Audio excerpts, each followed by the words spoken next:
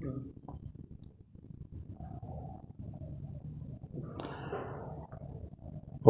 नीलाचल निवासाय नित्याय परमात्मने बलभद्र सुभद्राभ्याम जगन्नाथाय ते नमः। भगवान श्री जगन्नाथ महाप्रभु जी को मेरा प्रणाम। मेरे इष्ट देव भगवान श्री रामकृष्ण देव, जगत जननी माँ शारदा जी और स्वामी जी को प्रणाम अर्पित करता हूँ। मेरे पूज्य गुरुदेव पूज्यपाद स्वामी बुद्धेशानंद जी महाराज को मेरा प्रणाम और आप सभी को मेरा प्रणाम। आज एक छोटी सी कहानी मैंने रिसेंटली कुछ दिन पहले सुना है भगवान जगन्नाथ जी के बारे में। उड़िया में था ये, इसलिए मैं उसको पता नहीं दूसरी लैंग्वेज में अभी इस तरह का कोई कहानी होगी या नहीं, बड़ा अच्छा लगा, टचिंग स्टोरी है, उसी के ऊपर मैं बोलता हूँ। ये कहानी का शीर्षक ऐसा रहेगा, जगन्नाथ जी के बंधु। उनके फ्रेंड भी हम हो सकते हैं जगन्नाथ जी के। जगन्नाथ जी न भी हो तो उनके बंधु भी तो हो सकते हैं। कहानी ऐसी आती है कि एक छोटा सा बालक, 10-12 साल का बालक होगा, वो चिलचिलाती गर्मी धूप में, भयंकर धूप में, पुरी में उस जो ग्रैंड रोड कहते हैं, बड़दांडा हम लोग कहते हैं, जो हमको जगन्नाथ जी के मंदिर से लेकर मौसीमा मंदिर तक ले जाता है, वो रास्ता, उस रास्ता को बड़दांड कहते हैं, ग्रैंड रोड।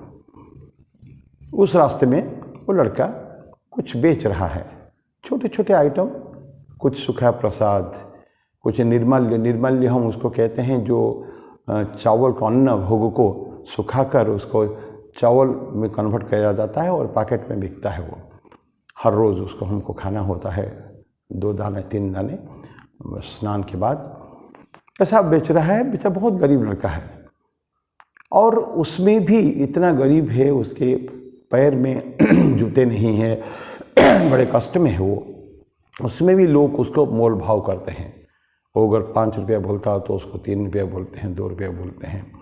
कितना कष्ट में, कोई उसके तरफ, उस कष्ट के तरफ ध्यान नहीं देता कभी भी कि उसका कितना कष्ट में है वो।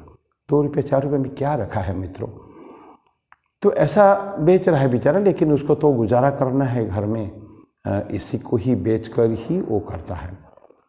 तो एक दिन की बात है कि उसको जो उसके कष्ट को एक व्यक्ति ने देखा, एक राहगीर चलने वाला है, उसने उससे खरीदा, सामान खरीदा है, मोल भाव नहीं किया कुछ भी, लेकिन उसने देखा कि लड़के की हालत बड़ी गंभीर है। पैर में छाले पड़ रहे हैं और गर्मी, भयंकर गर्मी है। उसने उस बच्चे को लेके गया पास में एक दुकान में, और जाके उसको एक जूता खरीद दिया और कुछ पैसे भी उसको दिए उसने। तो ये देख के जो आदमी ने उसको मदद किया है इस समय में, अभी तक तो किसी ने इस तरह का नहीं किया था। तो लड़का अनायास पूछता है व्यक्ति को कि क्या आप खुद जगन्नाथ महाप्रभु हैं? तो व्यक्ति, नहीं, मैं जगन्नाथ महाप्रभु तो नहीं हूँ। तो बोले कि फिर आप जगन्नाथ जी के बंधु जरूर होंगे। बोला क्यों बेटा, ऐसा क्यों कहते हो तुम? बोला कि मैं रात में सपना देखा कल, मैं जगन्नाथ जी के भक्त हूँ और अक्सर उनके मंदिर में जाता हूँ, उनका प्रणाम करता हूँ और मैं बहुत उनको मानता हूँ। तो लेकिन मेरा कष्ट इतना ज़्यादा हो रहा था, ये मेरे से नहीं सहा जाता था। तो कल मैंने जगन्नाथ जी को प्रार्थना की थी, और जगन्नाथ जी ने रात में सपने में आके मेरे को बोले थे तुमको कल जूते मिल जाएंगे, और आज आपने हमको जूते दे दिया है। तो जूता दे दिया, अगर आप खुद ही बोलते हैं जगन्नाथ जी आप नहीं हैं, तो इसका मतलब है कि आप जगन्नाथ जी के बंधु जरूर होंगे, नहीं तो कौन उनके तरफ से ऐसा करता है। कहानी इतनी छोटी सी है, जगन्नाथ जी के बंधु। प्रश्न ये है, क्या जगन्नाथ जी के बंधु होने के लायक हम लोग हैं? जरूर हैं। कि हम प्रभु तो नहीं हो सकते हैं, प्रभु नहीं हो सकते, लेकिन प्रभु सभी काम अपने से नहीं करते हैं, वो दूसरों से भी ये काम कराते हैं। भगवान कृष्ण गीता में कहते हैं 11वां अध्याय में, निमित्त मात्रम भव सव्यसाची, तुम मेरा निमित्त बनो काम करने के लिए। कर तो मैं ही सब रहा हूँ, मेरे द्वारा सब कुछ कार्य संपादित हो रहे हैं, लेकिन तुमको केवल निमित्त बनना है। तो किसी के थ्रू, किसी को एक माध्यम बनाकर ईश्वर अपने काम कराते हैं। ईश्वर को उस व्यक्ति को देने का था, कुछ ना कुछ देने का था, लेकिन उन्होंने माध्यम किसको बनाया? किसी के व्यक्ति को बनाया। तो इसलिए हम अपने जीवन में देखेंगे कि क्या हम ईश्वर के या जगन्नाथ जी के, जगन्नाथ जी इसलिए बोल रहा हूँ कि कहानी उन्हीं के बारे में ही है, जगन्नाथ जी के बंधु हम हो सकते हैं। ऐसा घटना एक नहीं है, अनंत घटनाएं हैं। प्रभु जी की लीला का अगर अपरंपार है कि हम देखें विभिन्न स्थान पर भारत में विभिन्न रूपों में भगवान कृष्ण पूजित होते हैं। विष्णु कहिए, कृष्ण कहिए, दक्षिण में कुछ, साउथ पश्चिम में विट्ठल के रूप में पूजे जाते हैं, उड़ीसा में जगन्नाथ जी के रूप में पूजे जाते हैं, कहीं कुछ विभिन्न रूपों में। लेकिन वहाँ जो भक्त के प्रति जो उनका अनुकंपा है, भगवान जो है भक्त वत्सल होते हैं। भक्त वत्सल ये भक्तों का काम करते हैं। किस भाव से करते हैं वो? इस भाव से करते हैं कि मेरी संतान ही है वो। जैसे कि पिता अपने पुत्र के लिए जो काम करेगा, तो ये ठीक भक्तों के लिए, भक्त तो और भी बढ़कर होते हैं। पुत्र तो पिता के लिए फिर भी बहुत बड़ा न भी हो सकता है, वो भावनाएं उनके मन में न आ सकता है, क्योंकि ये एक अपनापन उसको हो जाता है कि तो मेरे पिता है, उनका कर्तव्य मेरे लिए करना। लेकिन भक्त जो है वो प्रभु को ही सब कुछ मानता है, प्रभु ही उसका आधार है, सब कुछ जीवन का आधार है वो, जीवन प्रति के ध्रुवतारा है वो। तो वो अपने जो कुछ कहना है वो सब प्रभु को ही तो कहता है, ईश्वर को ही कहता है, उसको मांगता है वो। पर क्या मांगता है ये महत्वपूर्ण है। रामकृष्ण देव बोलते हैं ना कि तुम मांगोगे ईश्वर को, तुम जो मांगोगे मिलेगा, अच्छा भी मिलेगा तो बुरा भी मिलेगा। तो इसलिए बी वेरी कॉशियस, सावधान रहना कि हम क्या मांग रहे हैं, और तुम जो मांगोगे प्रभु तुमको हमको देंगे। लेकिन यहाँ ये जो एक अपने जो कहानी थी, इसमें कहानी यही है कि हमको प्रभु के बंधु होना पड़ेगा, और प्रभु का बंधु होना कोई बहुत बड़ी प्रॉब्लम नहीं है। ये हम अपने आप के में केवल हृदय में परिवर्तन हम करना चाहिए। हमको देने के लिए कैपेसिटी या जो सामर्थ्य सब व्यक्ति में है, ज़्यादातर व्यक्ति में है। कोई अगर अपने बहुत ज़्यादा, कहा जाता है ना कि अनेक संपत्तियों का अकूत संपत्ति है, उसमें से अगर कुछ दिया है तो उस व्यक्ति ने कुछ नहीं दिया है। देना तो ठीक ठीक उसी को कहते हैं जो व्यक्ति अपने से ही काट कर उसकी आवश्यकता है और उससे वो देता है, और किस भाव से देता है ये भी ज़्यादा महत्वपूर्ण है।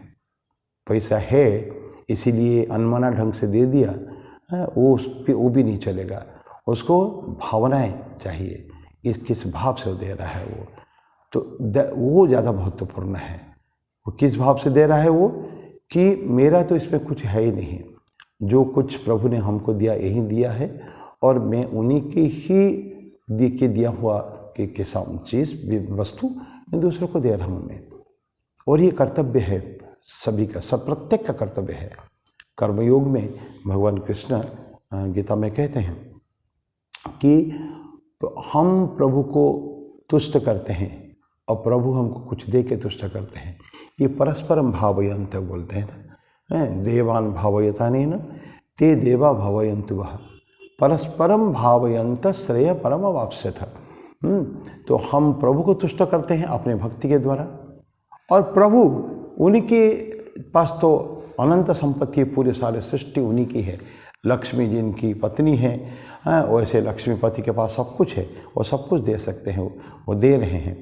लेकिन उन्हीं के दिया हुआ जो वस्तु हम अपने को अपोर्शन न करके केवल सिर्फ खुद ही न एंजॉय करके हम दूसरों को भी देने की आवश्यकता है। अगर नहीं देते हैं तो क्या होता है, भगवान कृष्ण कहते हैं वो चोर कहलाता है, वो स्तेन है, वो स्तेन चोरी करता है, वो डाका डालता है, क्योंकि उसकी संपत्ति वो नहीं है।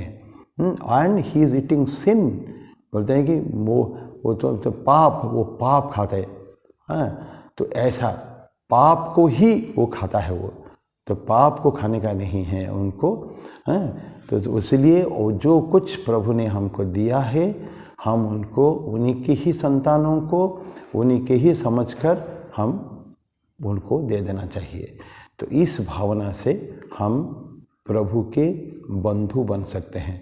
और देखिए कितने आनंद है मन में। हमने कभी किसी को थोड़ी सी मदद की, मदद तो क्यों कहेंगे हम लोग, मदद नहीं, सहायता का शब्द तो आता ही नहीं है। ठाकुर कहते हैं ना, वो शिव ज्ञान से जीव सेवा।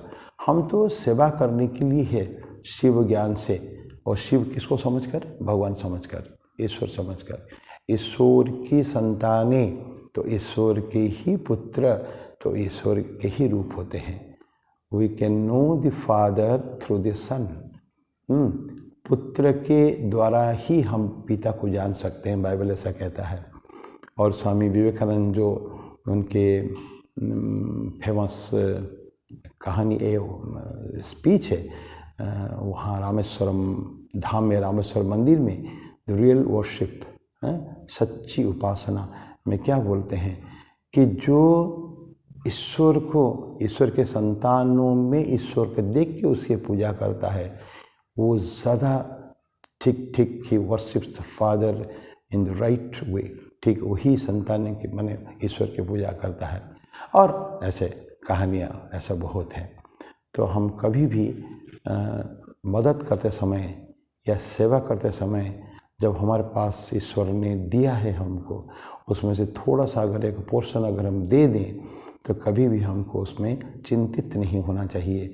अत्यंत आनंद के साथ, अत्यंत पूरी भावनाओं के साथ हम उनको सेवा करना चाहिए। और उसी से ही प्रभु हमारे ऊपर तुष्ट होते हैं।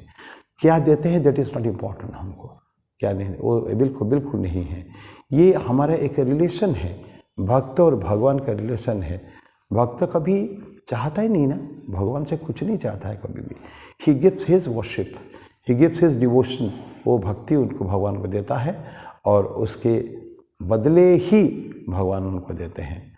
तो ये आज की जो कहानी है, ये हमको बहुत टचिंग स्टोरी था, कहानी थी, वो बड़ा अच्छा लगा था।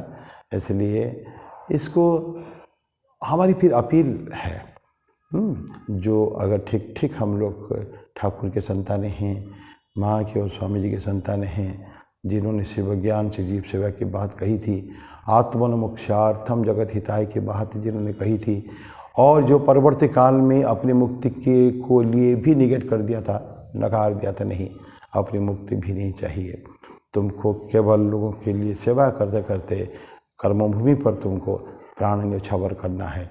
और ऐसे में मैं ज़्यादा आई बी हैप्पी, मैं खुश हूँगा। स्वामी जी बोलते हैं ना कि अगर मैं तुमको बहुत प्यार करता हूँ, लेकिन तुम कर्मभूमि में जाकर लोगों के लिए काम करते करते अगर तुमको प्राणों की आहुति भी दे दो, प्राणों की बलि भी दे दो, तो मैं बहुत खुश हूँगा, मैं बहुत आनंदित रहूँगा। ऐसा जो हमारे लीडर, स्ट्रांग लीडर, जो मरना भी भक्तों के अपने संतानों की मृत्यु को भी परवाह नहीं करता है। क्यों? मेरा संतान जो है, मेरी संतान काम करते करते मरे। तो आज मैं यहीं समाप्त करूँगा कि ईश्वर होना भले डिफ़िकल्ट हो, लेकिन प्रभु के, जगन्नाथ के, ईश्वर के, कोई भी ईश्वर का कोई भी रूप हो, उनके बंधु होना बहुत आसान है, बहुत आसान है। सिर्फ एक मेंटल फ्रेमवर्क चाहिए अपनों को, मानसिक वैचारिक परिवर्तन चाहिए, और हम जरूर हो सकते हैं। तो मैं आज यहीं समाप्त करता हूँ। फिर अगले बुधवार को ऐसे ही कोई छोटी छोटी कहानी के माध्यम से हम लोग फिर अपनी बात को मैं रखने का प्रयास करूँगा। मैं तब तक के लिए मैं शांति से। ओम शांति शांति शांति।